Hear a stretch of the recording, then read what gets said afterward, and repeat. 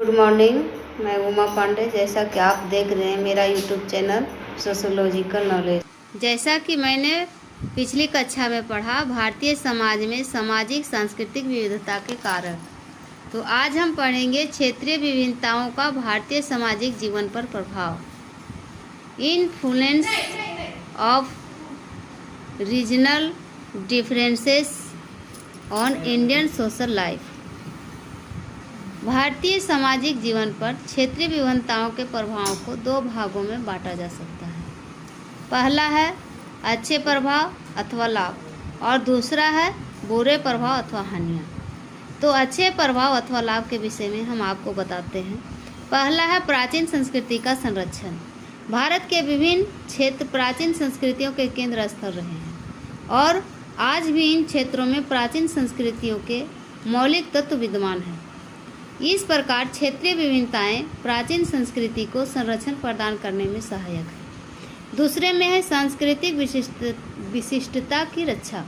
भारत में क्षेत्रीय विभिन्नताओं ने भारतीय संस्कृति की विशिष्टताओं को बनाए रखा है और उसे सुरक्षा प्रदान की है। विभिन्न क्षेत्रों में निवास करने वाली जातियों की संस्कृतियाँ व जीवन विधि में सदैव टकराव चलता है। परिणाम स्वरूप भारत पर अन्य विदेशी संस्कृतियाँ जैसे मुस्लिम, अंग्रेजी, पुर्तगाली, डच आदि यहाँ की संस्कृति पर हावी न हो सकी। दूसरे में बुरे प्रभाव तथा हानियाँ हैं। तो इसका पहला है क्षेत्रीय संस्कृति पर बल। प्रत्येक क्षेत्र अपनी संस्कृति व तौर तरीकों को ही प्रोत्साहन देना चाहता है। क्षेत्रीय संस्कृति के नाम पर भारतीय संस्कृति की उपेक्षा होती रहती है, जो स्वास्थ्य सामाजिक जीवन के प्रतिकूल है। दूसरे में है संकीर्णता का विकास। क्षेत्रीय विभिन्नताएं व्यक्ति को संकीर्णता की ओर ले जाती हैं। एक क्षेत्र विशेष के लोग अपनी संस्कृति तथा सीमित रहना चाहते हैं और दूसरों की संस्कृति की अच्छा व व्यवहारिक बातों को भी अवहेलना करते हैं। तो ये रहा है आपका क्षेत्रीय विभिन्नताओं का भारतीय सामाजिक जीवन पर प्रभाव, इसके अच्छे और बुरे प्रभाव। अब हम पढ़ेंगे भारतीय समाज में सामाजिक सांस्कृतिक विभिन्नता या विविधता के स्वरूप। Forms of socio cultural diversity in Indian society. यद्यपि हम भूमिका के रूप में प्रारंभ में ही भारतीय समाज में विभिन्न क्षेत्रों में पाई जाने वाली विभिन्नता या विविधता के स्वरूपों का संक्षेप में उल्लेख कर चुके हैं, यहाँ उनका विस्तृत वर्णन किया जाना आवश्यक है। इसलिए हम सबसे पहले भौगोलिक विविधताएं के बारे में हम जानकारी लेंगे। एशिया के अंतर्गत भारत एक विस्तीर्ण प्रायद्वीप है, जिसका आकार विषम बाहु चतुर्भुज के समान प्रतीत होता है। यह देश अपनी भौगोलिक स्थिति के कारण एशिया के दूसरे भागों से बिल्कुल पृथक हो गया है। मोटे तौर पर देखा जाए तो कहा जा सकता है कि इसका क्षेत्रफल रूस को छोड़कर समस्त यूरोप के क्षेत्रफल के बराबर तथा ग्रेट ब्रिटेन के क्षेत्रफल का 20 गुना है। इतने बड़े देश में भौगोलिक विभिन्नताओं का होना स्वाभाविक ही है। भारत में यदि एक ओर बर्फ से ढकी हुई है, वह आकाश को छूती हुई पर्वतों की चोटियां और हिमालय की लंबी व ऊंची पर्वत श्रेणियाँ हैं, तो दूसरी ओर समुद्र की लहरों से खेलते हुए विस्तृत उपजाऊ मैदान है।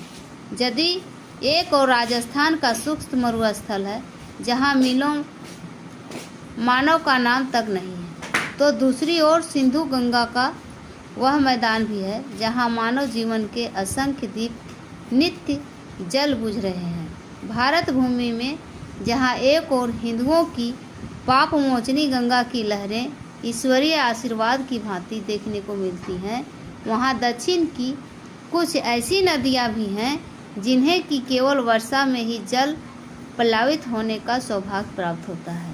इस देश में न केवल पहाड़ी और नदियों में ही भिन्नताएं हैं, अपितु मिट्टी तक में विविधताएं हैं। यहाँ दोमट और कछारी, काली और लाख विभिन्न प्रकार की मिट्टियाँ पाई जाती हैं। दूसरे में है जलवायु की विविधता।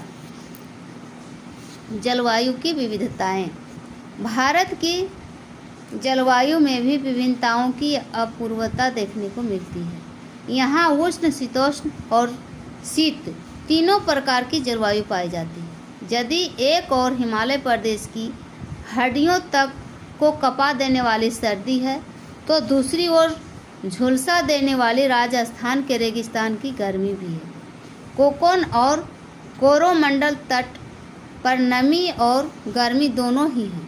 यदि एक और दक्षिण के शुष्क पथरीले पठार की सूखी जलवायु है, तो दूसरी ओर पश्चिम बंगाल व मलाबार की आर्द्र जलवायु और मालवा की समशीतोष्ण जलवायु भी है। जहाँ एक और असम, पश्चिम बंगाल, हिमालय के दक्षिण पूर्वी ढाल तथा मलाबार तट पर वर्ष में 200 सेमी से अधिक वृष्टि होती है, वहाँ दूसरी ओर कच्छ, राजस्थान व पंजाब के दक्षिणी भाग में 50 सेमी से भी कम वर्षा होती है। तीसरे में प्रजातीय विविधताएं। कहा जाता है कि भारत प्रजातियों का एक अजायब घर है।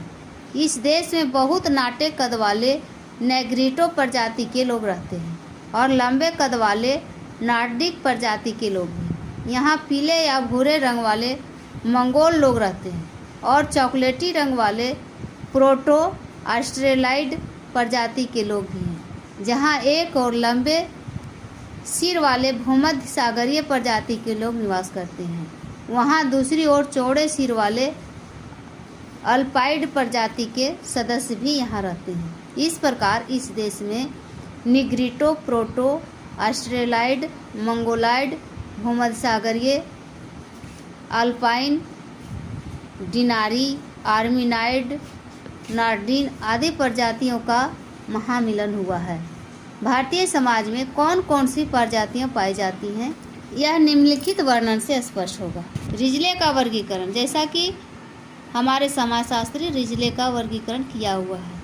सर रिजले ने भारतवर्ष में 7 प्रजातियों का उल्लेख किया है, जो अग्रलिखित है। पहला है तुर्को ईरानियन, दूसरे में है इंडो आर्यन, तीसरे में है सीथो द्राविडियन, चौथे में है आर्यो द्राविडियन, पाँचवें में है मंगोलो द्राविडियन और छठे में है मंगोलाइड और सातवां में है द्राविडियन। तो बच्चों आज हम इतना ही पढ़ाएंगे। धन्यवाद।